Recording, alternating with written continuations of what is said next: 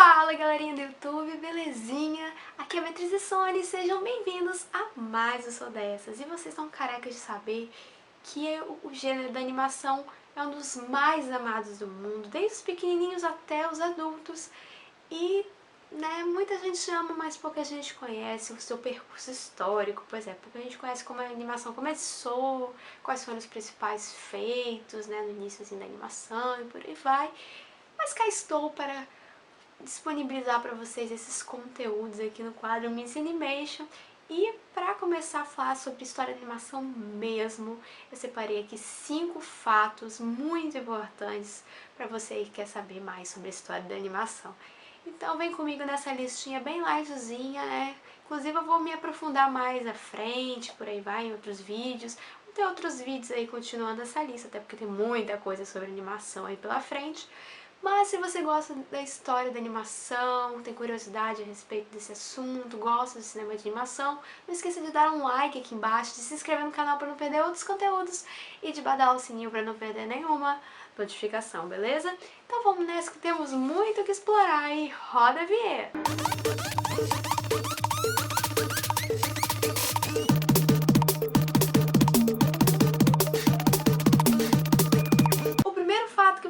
Saber é que tudo começou com os aparatos ópticos. Para você que viu lá o meu vídeo do quadro Miss Animation, o primeiro vídeo que fala sobre os aparatos ópticos, inclusive se você não viu ainda, tá aqui no cardzinho, depois você confere, tá? Os aparatos ópticos foram muito importantes para a história da animação, E para você que não sabe, eles são aparelhos tecnológicos criados para dar ilusão de movimento de uma imagem, pegar uma imagem e trazer movimento a ela, ou uma sequência de imagens, talvez. E o principal deles foi o praxinoscópio do Renoir, que foi um marco, inclusive o dia que foi descoberto, é considerado o dia da animação e por aí vai, Mas o praxinoscópio trouxe uma inovação tão grande que vários outros inventores começaram a pensar meios de se captar a imagem, captar a imagem e torná-la com movimento a partir daí, E o principal deles nesse aspecto de unir princípios de fotografia com a ideia do praxinoscópio foi exatamente o Etienne, eu acho que é Etienne James Marcy, alguma coisa assim, eu vou botar aqui o nome aqui embaixo. Errou! Mas esse mocinho aí resolveu começar a esboçar uma câmera, não exatamente uma câmera, mas um aparato onde a pessoa poderia captar a imagem e dar movimento após isso, Lógico que ele não conseguiu, aí foi testando. Depois dele veio um mocinho com nome muito difícil, deixa eu ver o nome desse cara aqui, pelo amor de Deus. Edward... Tá, eu não vou falar o nome dele não, porque é complicado.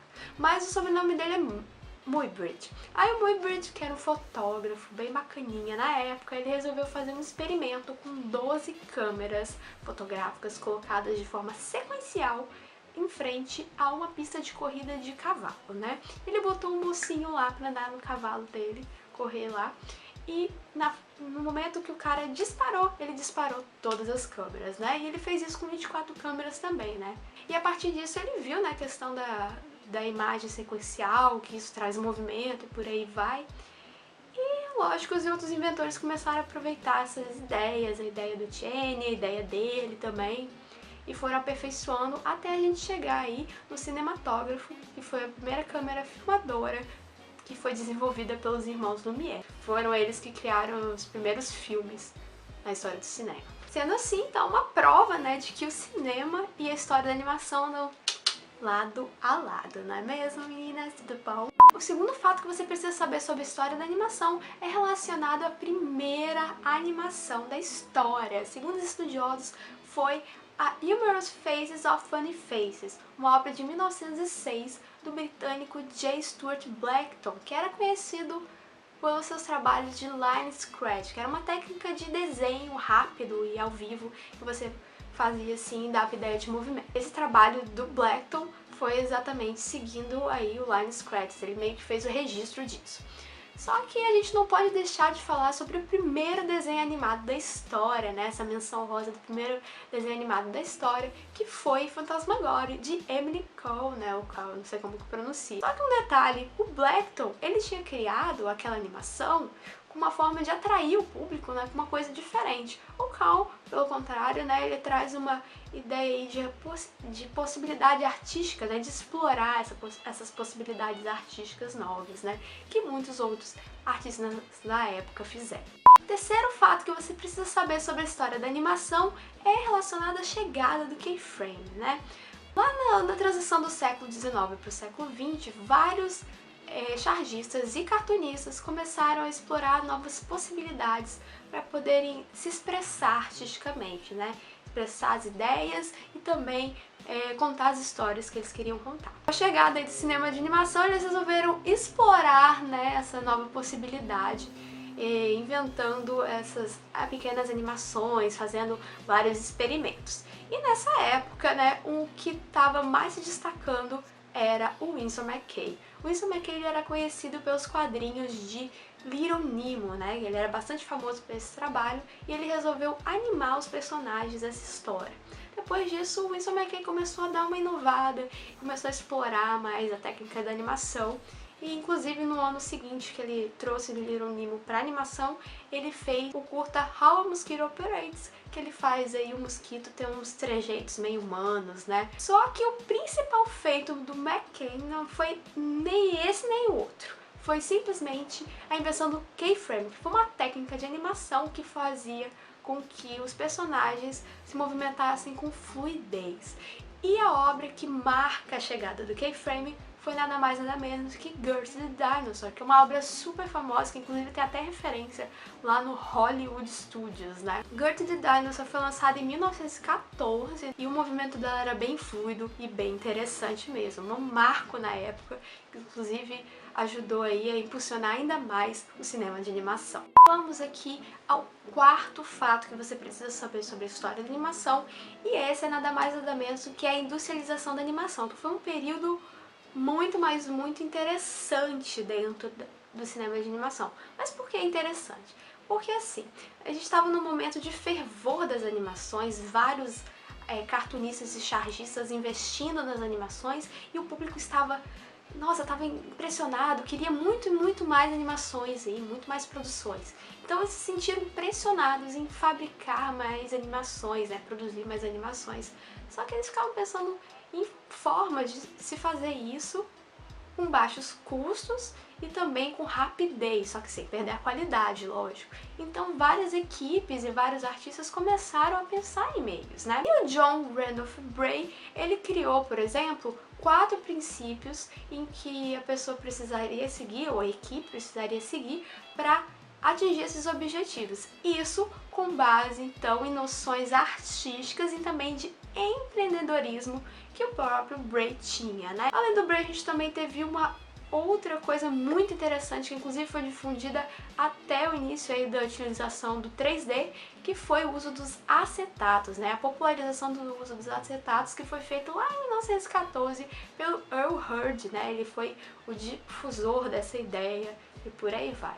E outro marco também foi feito pelos irmãos Fleischer, o Max e o David Fleischer, que inclusive foram os criadores de Coco the Clown e também da Betty Boop, que fizeram aí a rotoscopia, que é uma técnica muito legal, utilizada até hoje, inclusive no filme do Van Gogh mesmo eles utilizam, que é a questão de você fazer imagens pré-gravadas e a partir delas, imagens pré-gravadas dos personagens e dos movimentos deles, criar os personagens animados. A gente está falando então da industrialização da animação, vários feitos desses artistas e por aí vai. Mas existia um artista muito querido por nós, né? Inclusive com um estúdio muito famoso hoje em dia, que fez aí alguns marcos também, teve os seus feitos dentro desse período, que foi o Walt Disney, né? Então a gente chega ao nosso quinto fato, que é nada mais nada menos que os feitos de Disney. Lógico que não são todos os feitos aqui nesse momento, até porque o Disney fez muita coisa, mas ele, na época da industrialização da animação, estava saindo de um período muito conturbado, onde seu estúdio quase faliu, ele esteve à beira do abismo, só que graças ao personagem do Mickey Mouse ele conseguiu, né, voltar aí com as rédeas da situação, voltar para os trilhos e por aí vai, e começou aí então a pensar em formas baratas, criativas e também rápidas de se fazer animação para continuar aí no ritmo bom que ele tinha conseguido alcançar. E bom, ele e a sua equipe criaram duas técnicas muito legais, e a primeira delas foi a câmera multiplanos. Foi uma câmera, uma estrutura, né? Uma câmera onde você colocava várias chapas assim, postas de forma horizontal, e uma câmera lá em cima, e cada chapa dessa ia colocando um acetato. E filmava de cima para baixo, né, dando aquela ideia de profundidade, o que fazia uma diferença muito grande, né, daquelas imagens chapadas que estavam acostumados a ver, né, o público estava acostumado a ver em outras animações, né, ou seja, estava trazendo um diferencial e também facilitava aí o trabalho da equipe de Walt Disney. E outra técnica que eles usaram foi a da reciclagem de acetatos, inclusive muito famosa, e muita gente faz vídeos sobre isso na internet, onde os animadores pegavam acetatos, uma série de acetatos de algum movimento, de algum outro filme, e reaproveitavam no filme que eles estavam precisando, né? Por isso que tem várias cenas de princesa com dançando, rodando iguais e personagens fazendo gestos iguais, exatamente porque eles estavam querendo poupar dinheiro e tempo nessa época, né? E é lógico que a gente não pode deixar de falar a respeito do principal marco do Walt Disney nessa época, que foi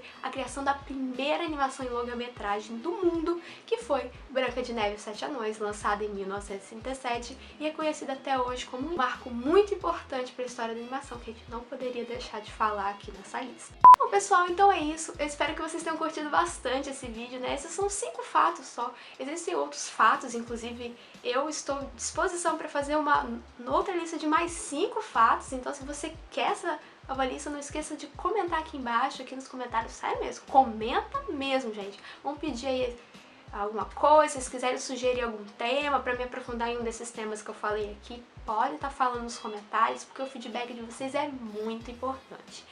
E falando em feedback, não esqueça de dar um like aqui embaixo se você gostou do vídeo. Não esqueça também de acompanhar a gente aqui clicando no botãozinho vermelho, em se inscrever e de badar o sininho para não perder outras notificações, até porque a gente tem vídeo toda quinta-feira às 7 horas da noite e todo domingo às 2 horas da tarde, tá bom? Mas então é isso, um beijinho pra vocês, até o próximo Sou Dessas, fui!